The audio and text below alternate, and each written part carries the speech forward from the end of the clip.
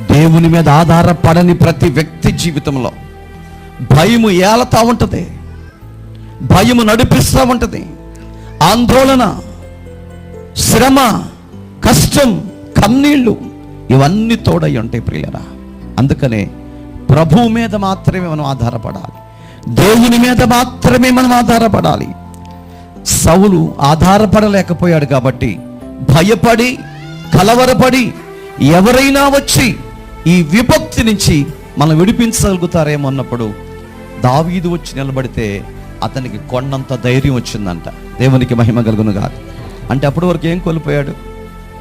ధైర్యాన్ని కోల్పోయాడు. దేవుని మీద ఆధారపడనటువంటి వ్యక్తి ఏం కోల్పోతాడు? ధైర్యాన్ని కోల్పోతాడు. చేసే వ్యక్తి కూడా నేను చేయగలుగుతానా, సాధించే వ్యక్తి కూడా నేను సాధించగలుగుతానా అని తనకు తెలియకుండానే తాను